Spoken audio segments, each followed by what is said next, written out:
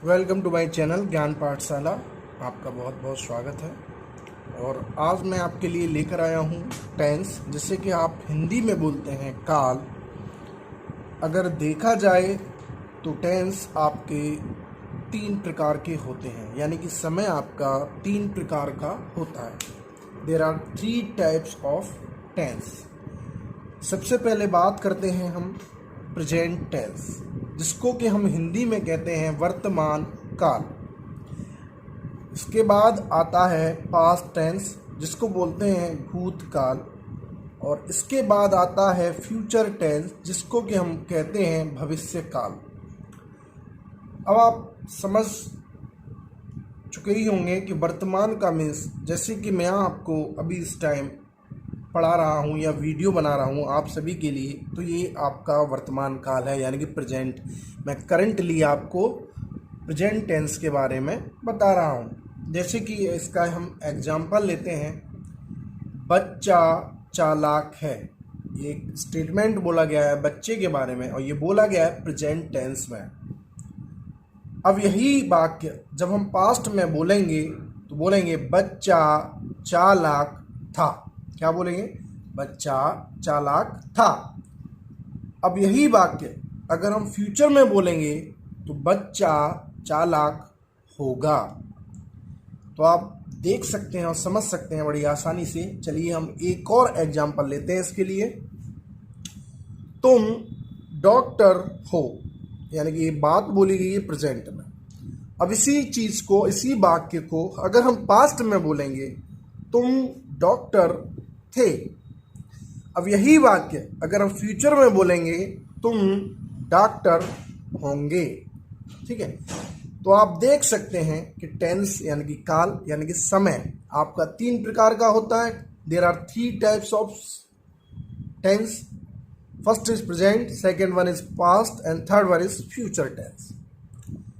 अब इसके बाद जो हम पढ़ने जा रहे हैं, एक और इससे पहले मैं आपको बता दूं कि टेंस 2 तरीके के होते हैं। एक तो जिसमें आपका कुछ ना कुछ एक्शन, यानी कि कोई ना कोई कार्य होता दिखेगा। दूसरा आपका जिसमें कोई भी कार्य देखने को नहीं मिलेगा, सिर्फ उसमें आपको किसी व्यक्ति या वस्तु की स्टेट यानी कि दशा का बोध होगा।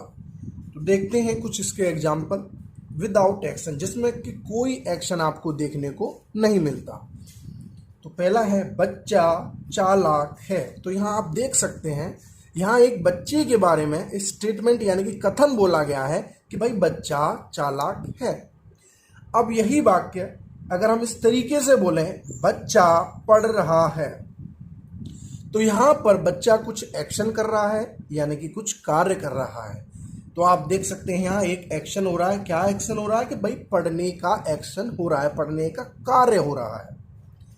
दूसरा वाक्य लेते हैं, चपरासी स्कूल में है, यानी कि अब चपरासी के बारे में बोला गया है कि भाई चपरासी स्कूल में है। अब इसी वाक्य को हम विद एक्शन के साथ बोलें कुछ इस तरीके से, चपरासी घंटी बजाता है। अब यहाँ पर चपरासी कुछ कार्य कर रहा है। क्या कार्य कर रहा है? वो कि वो घंटी बजाता है। क्या कार्य कर रहा है? घंटी बजाने का। ठीक है, एक और वाक्य लेते हैं, तुम एक खिलाड़ी हो, यानी कि तुम्हारे बारे में कोई स्टेटमेंट बोला गया, स्टेट बोला गया भाई तुम एक खिलाड़ी हो। तुम क्रिकेट खेलते हो। अब यही वाक्य जब एक्शन के साथ बोलेंगे तो यहाँ पे दिखता है आपको कि तुम क्रिकेट खेलते हो। यहाँ तुम जो है क्रिकेट खेलने का कार्य कर रहे हो। चलिए, तो वाक्य को हम आज पढ़ेंगे। सबसे पहले verb to be. To be का मीन्स होता है होना, जिसमें कि आप पहले प्रेजेंट का पढ़ेंगे, फिर आप पास्ट पढ़ेंगे और आप फ्यूचर पढ़ेंगे। लेकिन वो कौन से वाक्य होंगे? विदाउट एक्शन, जिसमें कि किसी व्यक्ति या वस्तु की दशा का बोध होगा। अगर बात करें हम प्रेजेंट टेंस की, तो हम उसमें इज, एम और आर का यूज करेंगे। यही बात अगर पास्ट में बोली गई है तो वहाँ हम वाज और वर का यूज करेंगे। और यही बात अगर फ्यूचर में कही गई है तो शैल बी और विल बी का यूज करेंगे। ठीक है, तो जैसे कि एक एग्जाम्पल है, वह चोर है। तो सब्जेक्ट आपका अगर सिंगुलर है तो आप ही लगाएंगे, अगर प्लूरल है तो आर लगाएंगे और आई के साथ एम लगाएंगे। सिंगुलर का मीन्स एक वचन, प्लूरल का मीन्स बहुवचन और आई के साथ आप एम का प्रयोग करेंगे। तो हम पहला वाक्य लेते हैं, वह चोर है, यानी कि ही आपका सब्जेक्ट हो गया। इस सब्जेक्ट के ही अकॉर्डिंग आप इज का यूज करेंगे क्योंकि आपका सब्जेक्ट सिंगुलर है।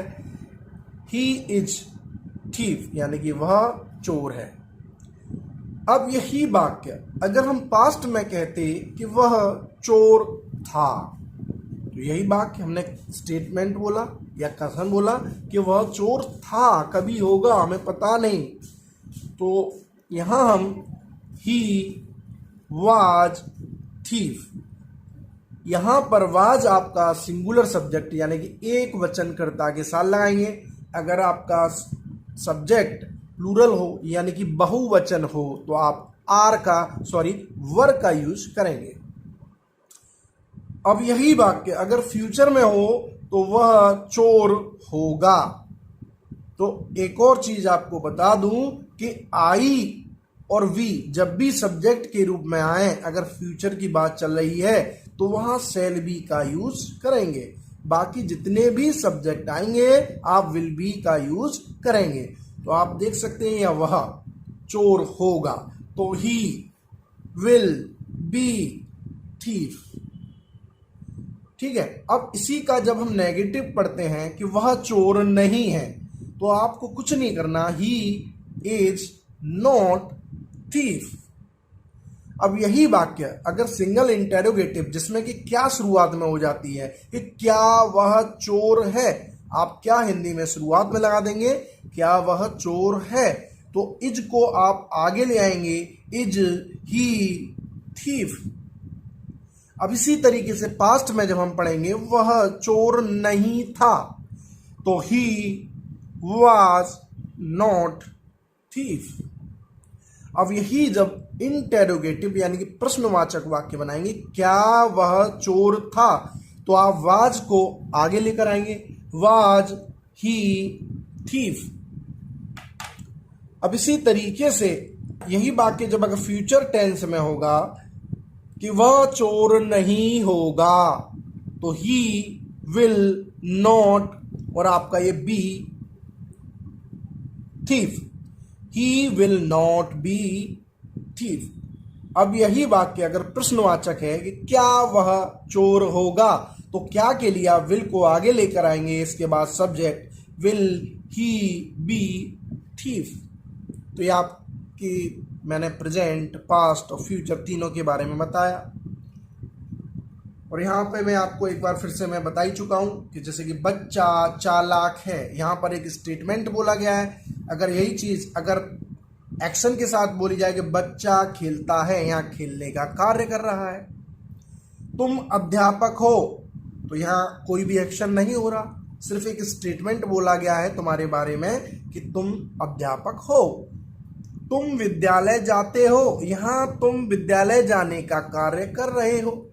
बच्चे मोस्टली इस चीज़ में बहुत ही ज़्यादा कंफ्यूज हो जाते हैं कि कौन सा एक्शन है और कौन सा विदाउट एक्शन वाक्य है, कहाँ हमें लगाना है। आपने देखा होगा इज एम आर का यूज हम प्रेजेंट कंटिन्यूस में भी करते हैं, वाज वर का हम पास्ट कंटिन्यूस में भी करते हैं। तो यहाँ आपका कुछ एक्शन देखने को नहीं मिलेगा, यहाँ आपका सिर्फ और सिर्फ स्टेटमेंट देखने को मिलेगा। एक और वाक्य है, वह किसान है, यहाँ दिया है किसान हल जोतता है। ठीक है, तो चलिए और आगे हम लेते हैं वाक्य। तो सबसे पहले हम लेते हैं प्रेजेंट टेंस। अगर इनकी पहचान देखी जाए वाक्यों की, इनके वाक्यों के अंत में हूँ, है, हो, हैं, होता है, होते हैं, रहता हूँ, रहते हैं, ये बहुत सारे वर्ड आते हैं। ठीक है, इनमें खास बात यह है कि इनमें आपको कोई भी एक्शन देखने को नहीं मिलेगा, जैसा कि मैंने आपको पहले बताया है। और इज का कहाँ यूज करेंगे, एम का कहाँ करेंगे, आर का यूज कहाँ करेंगे। तो सबसे पहले हम इज का यूज देखेंगे। He, she, it, this, that, girl, boy, जितने भी प्रॉपर नाउन हैं उन सभी के साथ आप इज का यूज करेंगे, यानी कि जितने भी आपके सिंगुलर सब्जेक्ट हैं तो आप वहाँ इज का यूज़ करेंगे। बात आती है एम की, तो एम सिर्फ और सिर्फ आई के साथ लगाएंगे या यूज़ करेंगे, ठीक है। और आर की बात करें तो जितने भी आपके बहुवचन यानी कि प्लूरल सब्जेक्ट हैं, जैसे कि we, you, they, these, those, girls, boys, ETC, इन सभी के साथ आप आर का यूज करेंगे। जैसे कि एक वाक्य है, लड़की एक डॉक्टर है, ठीक है, तो आपका सब्जेक्ट सिंगुलर है और लड़की के हिसाब से द गर्ल, तो हम क्या लगाएंगे, इज लगाएंगे, ए डॉक्टर। मैं एक अध्यापक हूं, यानी कि आई, और आई के साथ हम एम का यूज करते हैं, ए टीचर। वे किसान हैं, तो दे आर फार्मर्स। आगे और वाक्य लेते हैं हम।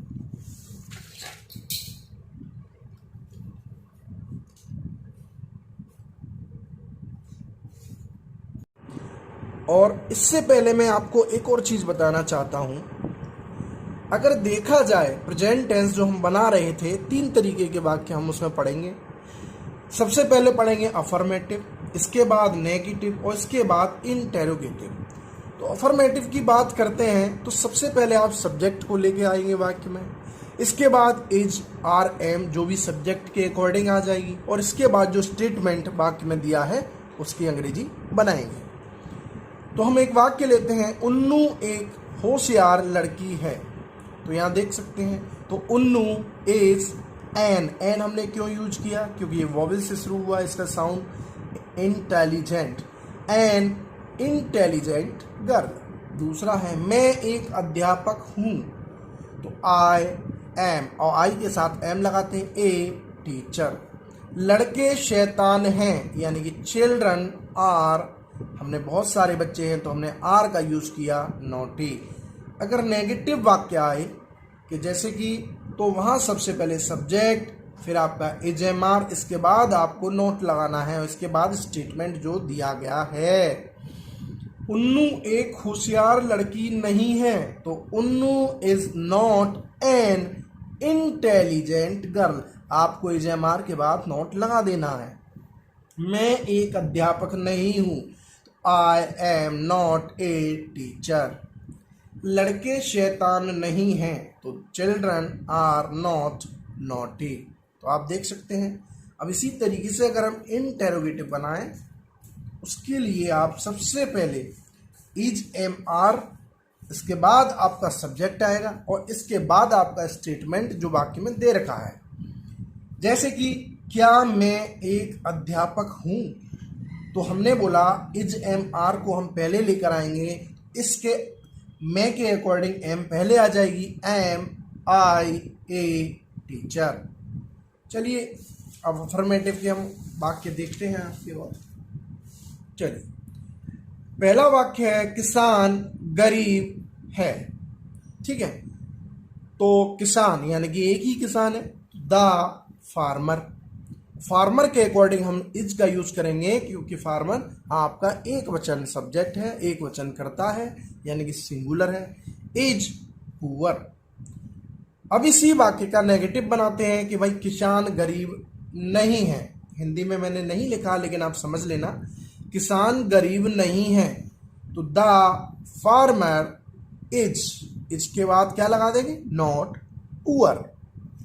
अब इसी वाक्य को अगर आप इंटेरोगेटिव में बोलेंगे तो इज को कहाँ ले आएंगे, शुरुआत में, इज द फार्मर पुअर और आपका क्वेश्चन मार्क। इसी वाक्य को इंटेरोगेटिव प्लस इसमें अगर नकारात्मक चीज जोड़ दें कि क्या किसान गरीब नहीं है, तो आपको कुछ नहीं करना, सेम यही वाक्य है, इज को पहले द फार्मर और इसके बाद नॉट लगा देना है, is the farmer not poor. चलिए राम वफादार है, तो राम के अकॉर्डिंग इज फेथफुल। राम वफादार नहीं है, तो राम इज नॉट फेथफुल। क्या राम वफादार है, तो इसको आप आगे लेकर आएंगे, इज राम फेथफुल और आपका क्वेश्चन मार्क। अब एक और इसमें बन गया, क्या राम वफादार नहीं है, इज राम नॉट फेथफुल। चलिए, अंधेरी रात भयानक होती है, ठीक है, तो डार्क नाइट इज फियरफुल। सी को नेगेटिव, अंधेरी रात भयानक नहीं होती है, तो dark night is not fearful. सी को इंटेरोगेटिव बनाएंगे तो इज डार्क नाइट फियरफुल। सी को इंटेरोगेटिव प्लस नेगेटिव इसमें जोड़ देंगे कि क्या अंधेरी रात भयानक होती है, is dark night not fearful. चलिए, आगे है किसान परिश्रमी होता है या किसान परिश्रमी होते हैं। चलिए, तो फार्मर्स यहां दा नहीं आएगा, farmers are laborious. Farmers are laborious, क्योंकि मेहनती होते हैं, किसान बहुत सारे हैं, और किसान बहुत सारे हैं तो यहां हमने आर का यूज किया है, ठीक है। इसके बाद अगर नेगेटिव बनाए, किसान परिश्रमी नहीं होते हैं, तो फार्मर्स आर नॉट लेबोरियस। अब इसी को इंटेरोगेटिव में जब हम बनाएंगे, क्या किसान परिश्रमी होते हैं, तो आर को पहले लेके आएंगे, आर फार्मर्स लेबोरियस। इसी को इसमें अगर हम नेगेटिव चीज जोड़ देंगे नॉट, तो आर फार्मर्स नॉट लेबोरियस और आपका क्वेश्चन मार्क।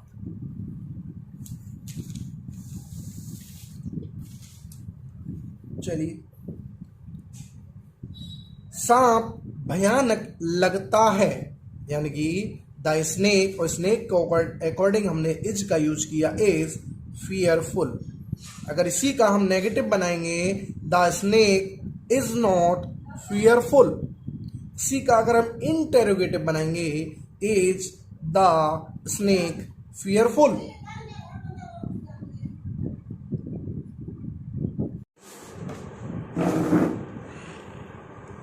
अब एक और वाक्य हम लेते हैं, मैंने आपको बता दिया, the snake is fearful, the snake is not fearful. Is the snake fearful, क्या सांप भयानक होता लगता है या होता है। चलिए, आप लोग आलसी हैं, तो यू आर लेजी। आप लोग आलसी नहीं है, तो यू आर नॉट लेजी। क्या आप लोग आलसी हैं, तो आर यू लेजी और आपका क्वेश्चन मार्क। मैं अलीगढ़ में हूं, आई एम इन अलीगढ़। मैं अलीगढ़ में नहीं हूं, तो I am not in Aligarh. क्या मैं अलीगढ़ में हूं, तो एम आई इन अलीगढ़। एक और लीजिए, मित्र वफादार होता है, तो द फ्रेंड इज फेथफुल। मित्र वफादार नहीं होता है, तो the friend is not faithful. क्या मित्र वफादार होता है, तो इज द फ्रेंड फेथफुल। एक और लेते हैं, लड़के मेहनती हैं, तो बॉयज आर लेबोरियस। लड़के मेहनती नहीं हैं, तो बॉयज आर नॉट लेबोरियस।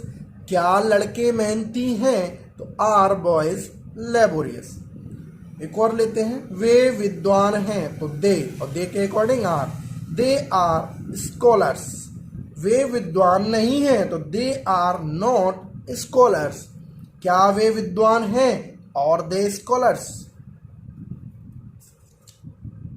तो प्लीज आपको बताना मेरा वीडियो कैसे लगा। मैंने आपके साथ देखो बहुत ही मेहनत करी है, इस तरीके से मैंने अपने हाथ से खुद लिख करके आपको सेंटेंस बताने की कोशिश की है, समझाने की कोशिश की है।